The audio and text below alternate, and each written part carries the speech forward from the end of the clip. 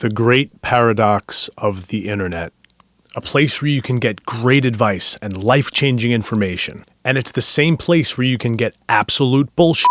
Both ends of the spectrum at the touch of a finger. If you're anything like me, when you're interested in something, you're hungry for as much information as you can get.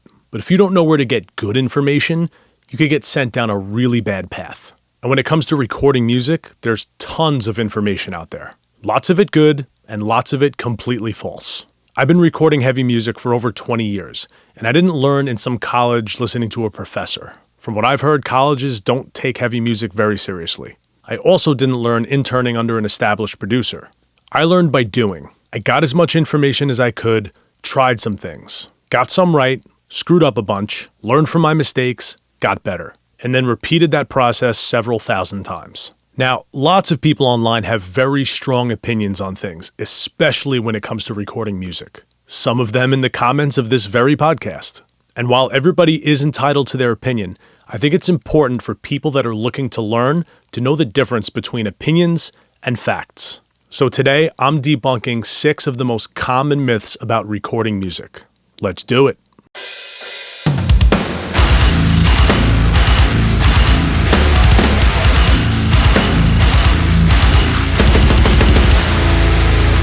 Welcome back to the Riff Haven Audio Podcast. I'm Dan Ferguson, engineer, producer, and owner of Riff Haven Audio here in Long Island, New York. If you're new here, this is a channel that provides reliable information for bands that are looking to grow their career and accomplish their goals. If your band is more than just a hobby, please subscribe. I'm sure you'll find something on this channel that will help advance your career as a musician. And I read all the comments, so if you have any questions, hit me. All right, let's get into this. If you've done any research online about recording or mixing music, you've probably run into a lot of conflicting advice. Whether you're on a forum, a Facebook group, or watching a YouTube video like this one, I'm sure you've seen a lot of mixed messages. So today, I want to address some of the more common ones that I've heard. I'll tell you why it's not true and offer as much insight as I can to provide you some proof. Starting with number 1, we'll fix it in the mix. When I meet with an artist before starting a project, we talk about lots of things. One of which is their previous recording experience. Some have only done DIY recording, and this will be their first time working with a professional. Some have worked with other producers before, and they're changing things up. This is totally normal, by the way. Sometimes bands want to go in a different direction creatively, and they're working with someone new to shake things up. Other times, bands had a terrible experience in the studio and can't wait to never work with that person again. And I've heard lots of horror stories. One of the things I hear a lot in this scenario is, "We never heard it the way we wanted it to sound. He kept just telling us he'll fix it in the mix." And at the end of the project, the band gets handed a song that they don't like. And I never understand this. And of course, there are some things that are done in the mixing process that'll just take too much time to do while tracking. Like if you have some type of ambient guitar thing happening with tons of reverb and delay on it. The engineer might not want to spend a ton of time making it sound exactly the way it's going to sound once the record's mixed. But for me, in that situation, I'll still put something together that's close to the final product. This way the band's not blindsided when I send them their song. And that goes for lots of things. Your vocals, your guitar tones, your drum sounds. By the time you're done tracking, you should have a ballpark idea of what the song's going to sound like. I've said this lots of times. Making a record is like cooking a meal. Sure, you can buy cheap ingredients and dump a lot of seasonings and sauces on it to try and make it taste good, but that's the Applebee's approach. What do you think a 5-star restaurant does? They get the best ingredients possible, and then season and cook with care. You don't need to fix much if it already starts out great. And by the way, this is one of the reasons that bands that self-record end up with records that don't stand up to professional recordings. A pro engineer is just going to get better takes than somebody that doesn't have as much experience. Sure, editing is part of making a record, but polishing a turd isn't. Mixing isn't for fixing. It's for making your song sound awesome. And if you get it right at the source, the end product shouldn't sound drastically different. It should just sound amazing. Number 2, using drum samples is cheating.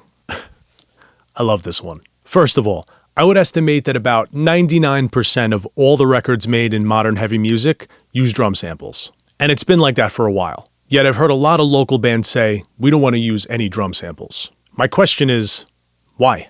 Let's talk about what samples are used for. One of the main purposes of drum samples is to add consistency to the power of the hits on the shells. Think about signed professional musicians. They have all the time in the world to practice and become a master of their craft. Those people use drum samples. If you have a 9-to-5 job and nowhere near as much time to practice, Why would you think that you don't need drum samples? Let's put this into perspective. When Gojira tracked The Way of All Flesh, which is arguably one of the greatest drum mixes of all time, Mario Duplantier, one of the best drummers on the planet, utilized 2 kick drums. Logan Mader, who was the engineer and mixer on the project, tried to tune the 2 kick drums as close as he could to each other, but he just couldn't get them to sound the way that he wanted. So he told the band, "I'm probably going to completely replace the kick drums with samples."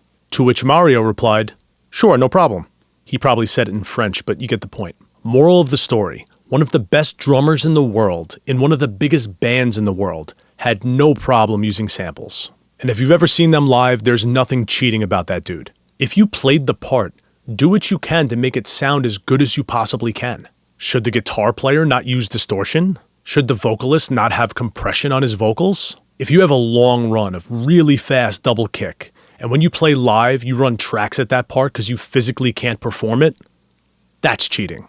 But when you're creating music, use the tools available to you to make the best thing that you can, or become a better drummer than Mario Duplantier. Number 3, vocal tuning cures all.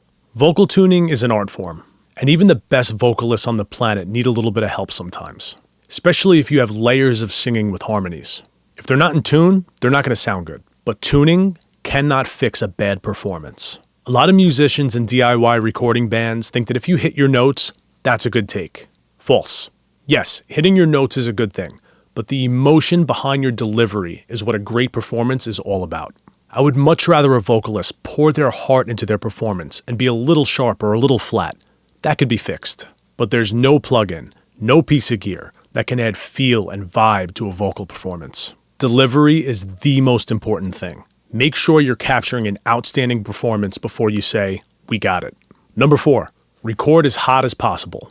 This was an old rule of thumb when people were recording on consoles. In the digital era, this is no longer true. The reason being, clipping on a console can actually add a character or a vibe to the instrument that's being recorded. But there's nothing pleasing about digital clipping. When you're recording to a DAW, you should be recording loud enough so that you're away from the noise floor, but not so loud that you run the risk of clipping. About -6 to about -3 dB is what you should be aiming for. Most DAWs have a meter that changes color. You should be in the green most of the time and kissing the orange every once in a while. That will put your audio in a great place to be mixed. Number 5, you need expensive gear to make a pro-sounding record. Decent? Yes. Expensive? No. To make a professional sounding record, you need well-captured, outstanding performances. I've recorded drum kits that were cheap as hell, but they were tuned well, hit hard, and in a great room, and the record turned out great. I've had vocalists sing into an SM57 and got great sounds out of them. Expensive gear doesn't get you above the bar. Performing well does. Now, I will say, if you have gear that's hindering your performance, that's not good. If your bass is poorly intonated, or your guitar won't stay in tune, or your cymbals sound like trash, you should get some gear that's not holding you back. And if you're recording at a studio, they should have all the gear you need. When bands record here, I encourage them to bring their instruments, and then we shoot out their gear against mine. If it's close, we roll with what's most comfortable. But if a drummer brings their own snare drum, and when they hit it, it sounds terrible, I'm going to strongly suggest that we use mine. The good news is, these days, the price tags on the mid-level instruments are of much better quality than they used to be. Get the best gear you can on your budget, and then play your ass off. Number 6, producers are for signed bands only. No. Producers are for bands that take their music seriously and want to make the best record that they can. It is true that over 90% of signed bands work with a producer when they're making a record. And it's also true that over 90% of local bands don't. And I get it, hiring a producer is an added cost to a process that's already expensive. But the question is, how important is your music? If you were buying a house that needed a lot of work, you could DIY the electrical and the plumbing and the carpentry. But we're talking about the place that you're going to be living in for years. Is it worth it to hire a professional to make sure it's done right and efficiently? Or to help guide you and give you suggestions? Hey, did you ever think about knocking down that wall and having an open floor plan? Or, hey, by the way, if you don't properly insulate that wall, every winter the pipes are going to freeze. You get the point.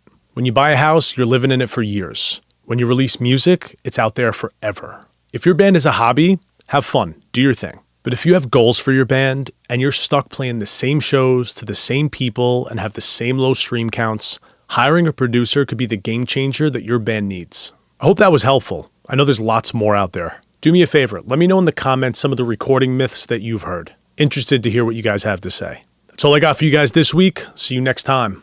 Later.